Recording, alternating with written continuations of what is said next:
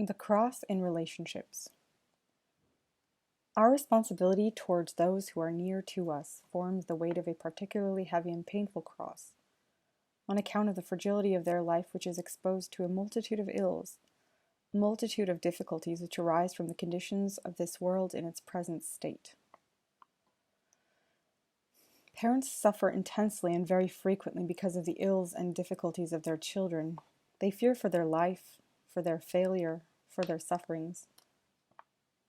Therefore, the life of parents becomes a life of continual concern, and the cross of the children is their cross. Our cross becomes heavier with the weight of the cross of those with whom we come in contact, for we share responsibility for the life of our children, our relatives, our friends, and even of all men with whom in one way and another we are in touch. We bear responsibility for all that can threaten the life of those for whom we have care, and we have the obligation, so far as we can, of smoothing their difficulties and helping their lives. Thus we can reveal and strengthen our love for them and their love for us. Thus we can develop the seeds of a future life in strengthening our and their spiritual existence.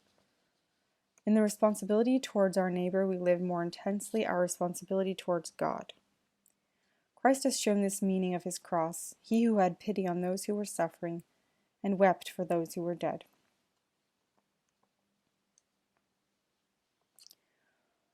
A second sense of the cross in relationships is this.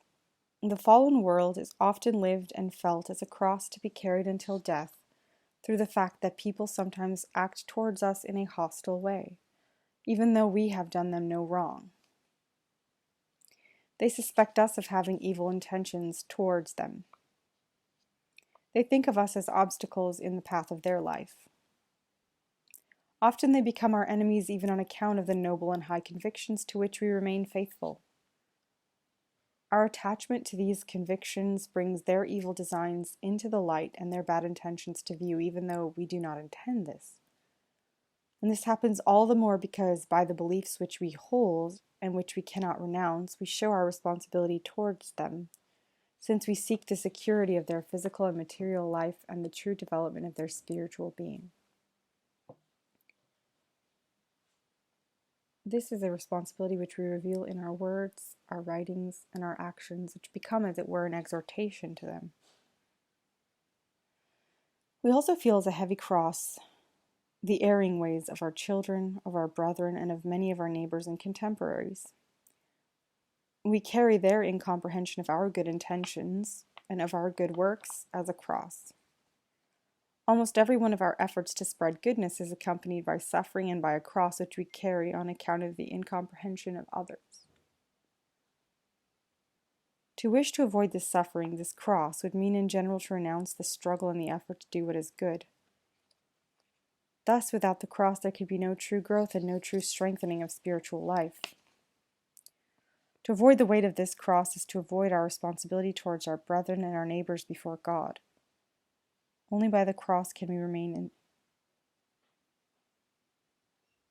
submission to God and in true love towards our neighbors. We cannot purify or develop our own spiritual life, nor that of others, nor that of the world in general, by seeking to avoid the cross.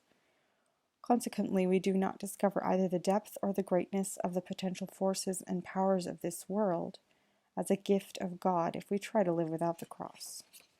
The way of the cross is the only way which leads us upwards, the only way which carries creation towards the true heights for which it was made. This is the signification which we understand of the cross of Christ.